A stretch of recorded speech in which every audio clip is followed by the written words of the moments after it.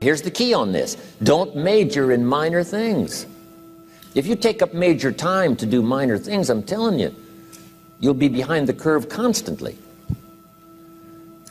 Here's what we learn in sales training. What's major time and what's minor time? Here's minor time, thinking about prospects. Here's minor time, making lists of prospects. Here's minor time, keeping books on prospects. Here's minor time, going to see the prospect. Here's minor time, evaluating the prospect after you've been there. That's all minor time. Here's major time, in the presence of the prospect. That's major time. And if you took a look, if you're in sales and you took a look at a week, you'd say, my gosh, I'm spending 90% of my time on the minor stuff and so little time on the major stuff in the presence of. How many hours in the presence of in my day? How many hours in the presence of during my sales week? Because the time that really counts is in the presence of the prospect. Majors and minors. Here's another key time management essential. Don't mistake movement for achievement. It's easy to get faked out by being busy. Guy comes home at night all exhausted, falls in the chair and says, oh, I've been going. Here's the big question. Doing what? It's not the going. Some people are going, and they're doing figure eights. I mean, their progress is small. So don't mistake movement for achievement. Here's another one in sales we learned. Don't mistake courtesy for consent. If somebody's pleasant and they nod, you say, oh, they're going to buy. No, they're courteous. You can't mistake courtesy for consent.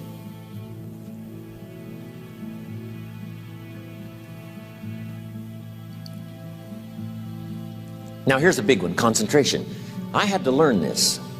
All those years ago, I'm in the shower trying to compose a letter. Found it turns out to be a strange letter.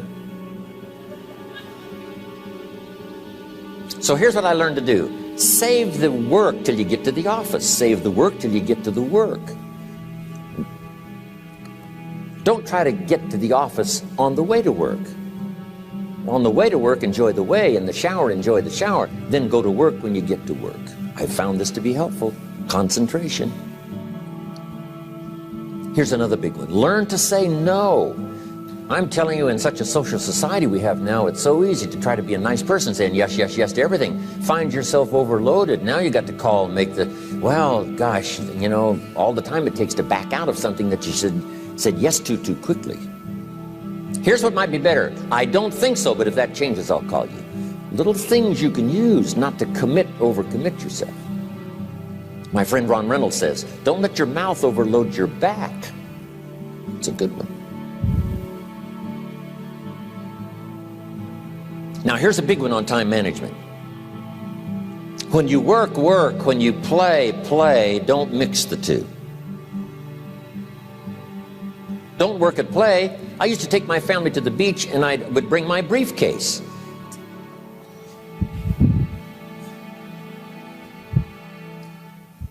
I learned not to do that.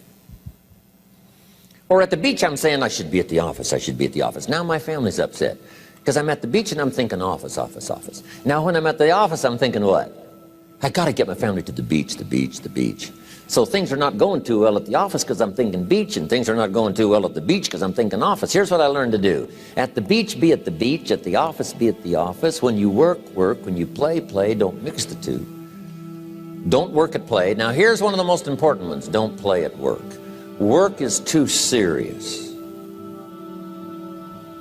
You don't want the reputation of being the office joker.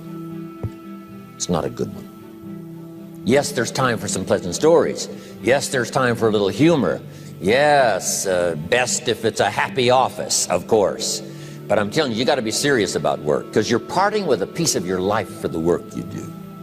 Your work costs you a piece of your life. Here's what it's called. Serious business. Not grim, not unhappy, but serious. Key. Don't play at work.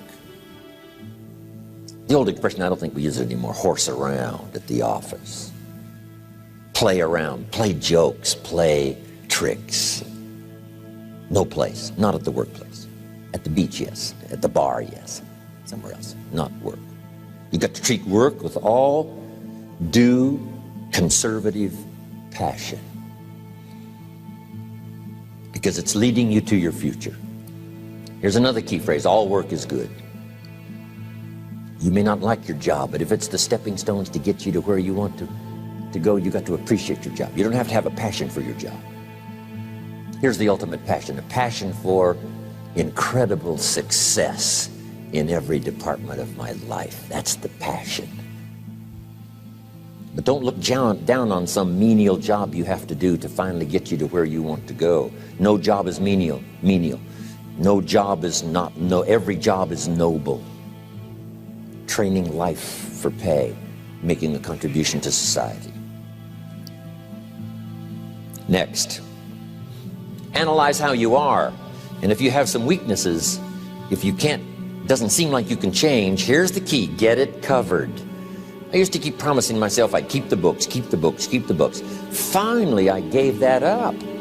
And back then, it only took me an extra $50, $60 a month for some accountant to keep the books. I said, no, I'm going to save the $50. You can't believe what I started losing in productivity because I tried to save the $50. So the key is, a lot of the time you can stay like you are, but just make sure you get it covered. Okay. Next, beware of the telephone and all other systems of communication, especially the telephone at home and systems of communication at home. And here's one of the best lines I've got for you for the weekend: let all communication systems serve you, but don't let them intrude. When it comes time to have dinner with your family, you shut off all systems, unless the ones that can take messages silently. Don't let the phone ring. Don't let anybody intrude, come through the front door nor the back door, nor through the telephone or any other device. So you can't reach John and his family when he's having dinner. The President of the United States couldn't get through. If you develop that kind of a reputation, father, mother, when we have dinner, when we're visiting and have this time with our family, nothing intrudes. So don't let these clever little devices keep intruding. You've got to have a place that's sacrosanct, it's valuable. You don't let anything in for that period of time. Okay. Isn't that good advice? Excellent advice. Here's the next one. Read all the books. You know, I've only got a few notes here on time management, but if you've got some particular challenges, you run a big organization, a big corporation, you've got some challenges, there's plenty of books. Now, here's what's next. Just be more alert to the things that might be stealing your time. Here's why. Time is like capital. You can't let someone steal your seed corn. You can't let someone steal your capital. And you can't let someone steal your time. You must designate your time. And some of the time that you designate, you must not let anyone steal. Casual time, you might let someone intrude and steal a little bit and take a little bit, but not serious time. Key. Next, one of the great time management savers is to learn to ask questions up front. Sometimes you talk to somebody for an hour, and then you ask questions and find out if you would have asked those questions up front, you could have saved yourself an hour. Asking questions up front helps you to get to the problem now. But if you just launch into some discourse, you might waste 30 minutes, waste an hour, when here's what you should have been talking about. After you finished an hour, you say, John, what's really the problem? He said, well, it's something personal. See, that's what you should have been talking about this whole hour. Key. Next, learn to think on paper. And we're going to take a break. Some ways to think on paper. One, we've covered one. Solving problems. Take it out of your head and put it on paper. Another one is setting goals. Making these lists we've already started. Here's another good way to think on paper. It's a projects book. Each person you're working with and each project you're working on, get a loose leaf binder and a tab and some pieces of paper behind the tab, and do a little continual summary of how it's going between you and that person and between you and that project. I call it a projects book. It is so useful to me. But what's going on between you and this person? When you last got together, what did you talk about? And you got a few notes there. Here's what we talked about the last time we got together. Now when you get together again, you can review that so you'll know better what to talk about. When the president gets ready to travel and he's going to meet some important people, guess what they bring him? All these briefing books. Right? The last time you were with Khrushchev, Kennedy is informed. Here's what he said and here's what you said. Kennedy said, oh, that's valuable. I need to remember that. If a person is important, it's worth a little running account. You might even have a projects book for your children. Here's what's happening between me and my child. We've talked about this, and we've talked about this, and we've talked about this. Next, a day timer. Keeping track of all of your appointments. You know, mine is all filled with, you know, when to catch an airplane and when to do a seminar and when to sit down and have a conference, all the rest. Next is a game plan. You know, if you've got a house and the, insurance is going to come due and some other things are going to come due, you just put it on a spreadsheet and make sure it's taken care of. Key phrase, take things out of your head and put them on paper.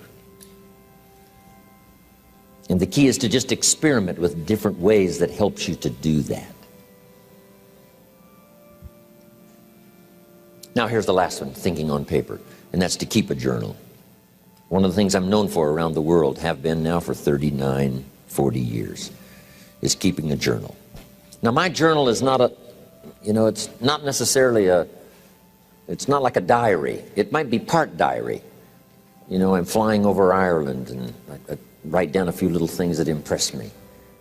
Today I met this person. Wow, what an extraordinary event. Today I conducted this seminar in Rome. 1,000 people stood up and sang for me. I've got a little bit of a diary in there. But here's what primarily your journal is for. Collecting good ideas. A journal is to collect good ideas on your health, good ideas for your business, good ideas for your future, good ideas for time management. Because I used to take notes on pieces of paper and torn off corners and backs of old envelopes and restaurant placemats. And I threw all this stuff in a drawer. It did not serve me well. I finally learned to get a bound copy, right? And just keep a journal, right? If I was here, I had my journal, I'd be taking notes, right? These 2 days in my journal. Now, if you're caught without your journal, you just take the notes. When you get back home, you put those notes in your journal, throw the paper away. Because we don't usually go through paper to review. But see, my journals now make up a significant part of my own library. My journal's all reserved privately for my children and my grandchildren.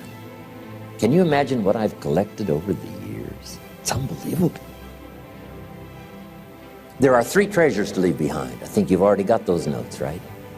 Here they are. Number 1, your pictures. Don't leave the event unrecorded. It takes only a fraction of a second to say, here's who I was with. When I travel the world, right? We take all these pictures, and here's one of the gifts. People send me the pictures they took of me and them. It's part of the treasures I have on the farm. Incredible. A picture's worth 1,000 words to describe the scene, the emotion, what happened. Say, wow, this was an extraordinary day for me when I met these people. Here's what they told me happened to them when they went to my seminar 10 years ago. Wow, the drama comes back if you've taken the pictures. It's one of the treasures to leave behind when you go. Remember the old photographs that we have now of, 100 years ago, 70, 80 years ago, just a few photographs? What would it be like if you had thousands of photographs of the past, of your history, your mother, your father, grandparents? So change all of that now for your children. Leave all your photographs as a record. Here's what's next to leave behind, and that's your library. The books that changed your life, the books that changed your health, the books that rescued you from oblivion, the books that you passed on to other people, they were so exciting for you, the books that made you financially independent, the books that developed your leadership, the books that gave you wisdom to ponder when things were tough, the books that got you through the winter, the books that helped you to plant in the spring and harvest in the fall. What a treasure to leave behind. If you do that, here's what's for sure. Your books will be more valuable than your furniture.